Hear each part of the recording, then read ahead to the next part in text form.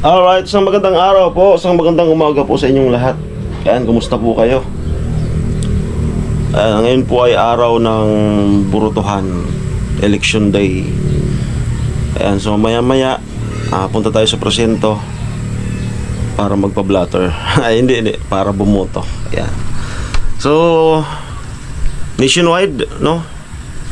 Naway pumili po tayo ng nararapat, no? Na talagang yung galing sa puso natin na siya yung aking iboboto. No, so wag po tayo magpapadala sa pera, no? So yung iba may pinamimigay, so pagka pumunta sa inyong bahay, kunin po ninyo. Pero yung pagdating doon sa aktual na pagboto, ay kayo na po ang bahala kung sino yung talagang deserve at magsiservisyo ng totoo sa bayan natin. Yan, kung taga-saang bayan po kayo, no? So ako dito sa Bato, so meron po tayo napipisil na pwedeng suportahan, no? Siyempre loyal tayo doon kasi nakakita naman namin yung talagang niya sa bayan pag malasakit, no?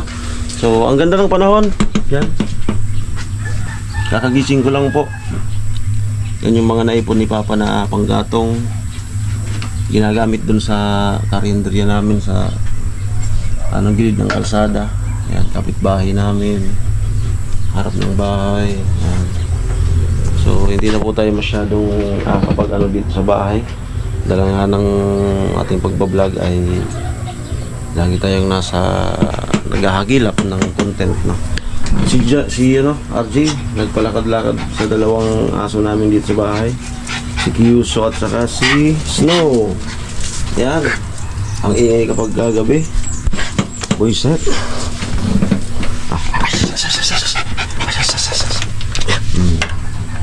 Sila po yung aming dito, libangan.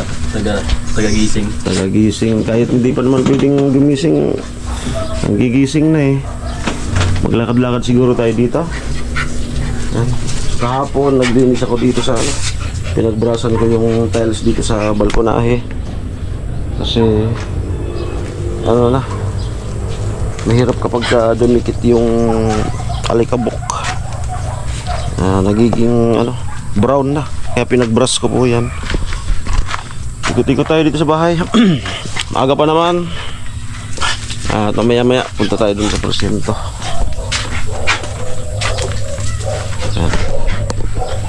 Diyan banda ay may nagpapagawang bahay, so madadagdagan yung bahay dito. Yan. So FYI nga po pala, kami yung pinakaunang nagtirik dito ng bahay, no? So 19 years kami na nasa gilid ng kalsada doon sa crossing papuntang Bacolod. Kaya nung nag-decision kami na dito na tumira nung mga unang linggo at buwan, ay nahirapan din po kami mag-adjust talaga kasi nasanay kami na nasa gilid ng kalsada, tapos biglang titira dito sa medyo sulok na. So nagkaroon ng adjustment at di naman po masyadong natagalan, nakapag-adjust naman po kami kaagad. So yan po yung harap ng bahay. Yan, medyo matagal-tagal na rin, hindi natin na piplex yung bahay. Ayan, kwarto nila Nini. Yan. So ito nga po pala, plano ko sana kapag naka-ipon-ipon ay kwarto ko to, no? Yung kapantay ng balkonahe. Kaso nga, dala nga nang nakabili tayo ng lupa dun sa likod, yung imbis na gawa ko dito ng kwarto, ay dun na ako magpapatirik ng sarili kong bahay, no? Para binata pa ako ay may bahay na ako, no? Para pagka nag-asawa tayo ay dire-diretso na, hindi na tayo mahirapan. At syempre yung ating asawahin ay hindi na rin magdadalawang isip kasi nga mayroon ng bahay. So ang babae naman po ay talaga ng mga ang gusto po nila ay syempre yung komportable, no? Tapos yung bubong yan, may pinturahan, kinakalawang na pala. Yan. So pininturahan po yan ng piyesta. At itong pagpatiles nito, ito rin po yung pinanunlohan ni noon sa Ako Bicol. May singing contest yung Ako Bicol. Ito yung pinanunlohan niya, 50,000 pesos. Yan yung pinagpatiles dyan sa loob din dito sa balkonahe. Yan. Balot na po yan ng tiles. Bayabas. Itong kahoy na to, masarap tong pangalagay sa ginataan na tilapia. Ang tawag is pansaw. Yan. Pansaw, bayabas. Yan ang tanim dito sa bahay. Yan. Katuray. Madaling tumubo yung katuray. Yung taba, ano lang yan, dapat yan matanggalin. Ano yung nga pala si Papa na ano, wag itong palakihin, delikado sa bahay. Katulad nung doon, kunting hangin lang, tumumba. Kasi hindi po kasi yan nakatanim talaga. Inano lang yan sa lupa, ginawang poste, ganun, tapos tumubo. Tapos ito, suha. Tapos malunggay. Ay, dumadami na pala malunggay dito. Yan, wow. Tapos yan, yung daming katuroy, dapat tanggal niyan. Ito yung ano, tanglad. Ito yung ano, sarap to sa kuyog. Ano ang tawag yan? Yung parang yung luya.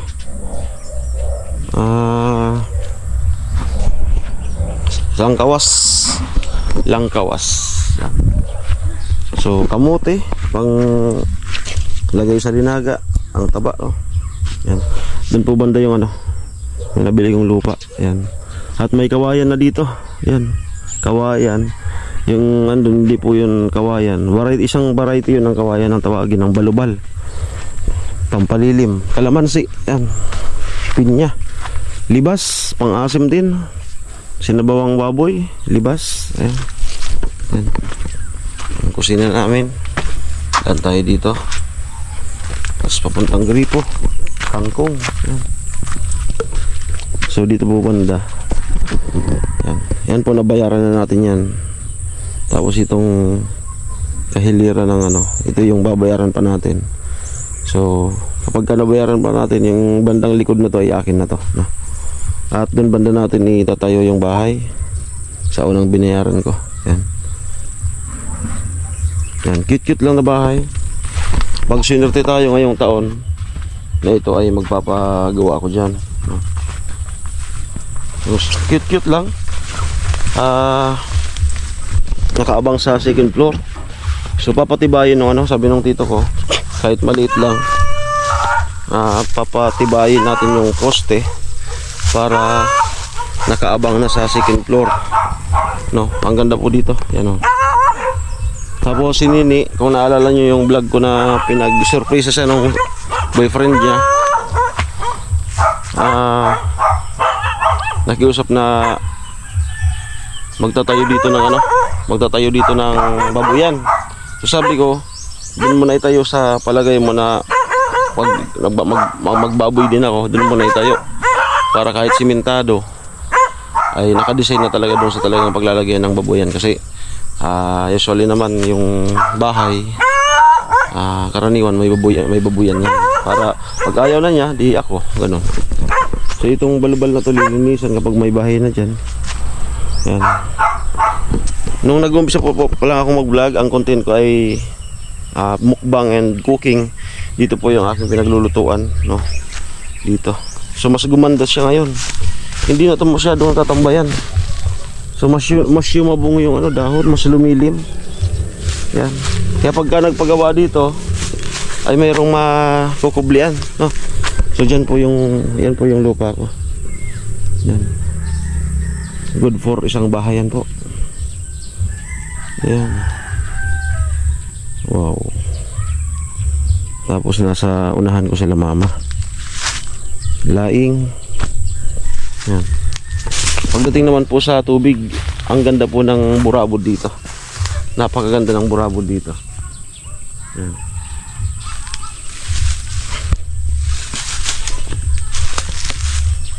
Ayan.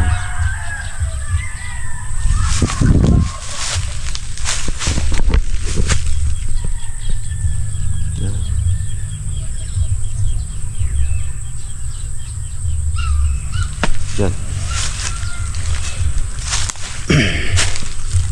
So sana po ay patuloy po yung inyong pagsuporta. Ngayon as in down na down yung aking channel, no? Alam ko naman na parang gulong lang yan, no? Naranasan ko yan noon, naniniwala ako na ngayon pa at monetize channel tayo, no? So wag mawawala ng pag-asa until hanggat monetize channel tayo. Napakalaking blessing po yan na ma-monetize ka sa YouTube, no? Kahit sa Facebook. So abangan din po, pa-follow ng aking page, pati yung page kakaroon na rin natin pagdating ng aking license, driver's license. Kumuha na po ako, babalikan ko na lang sa May 19, no, yung aking driver's license, and then kakaroon din natin yung FB page.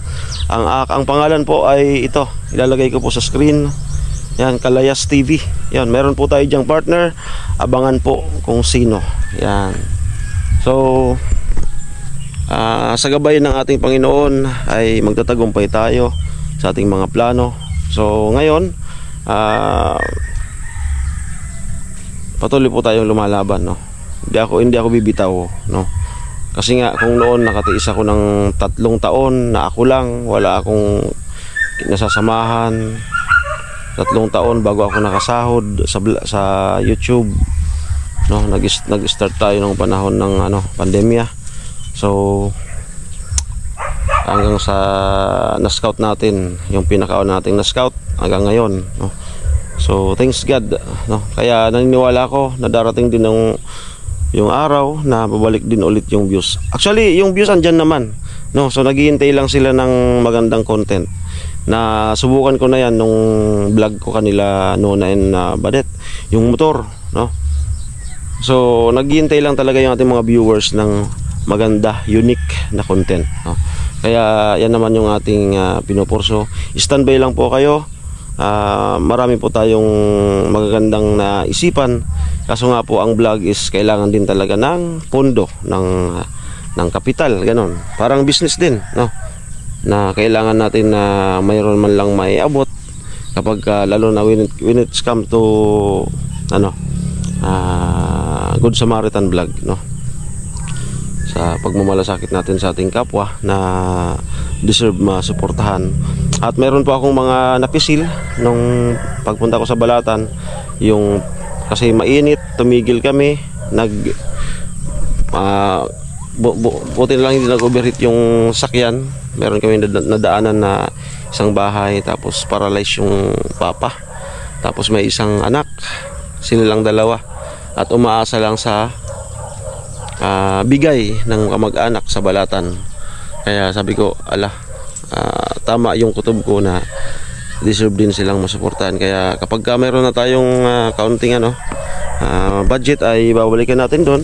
Pero expected po yung na-vlog ko na yung single mom, yung iniwanan ng asawa, din yung mag-asawa na stroke. Ayun po muna yung ating gagawa ng part 2, no? Okay?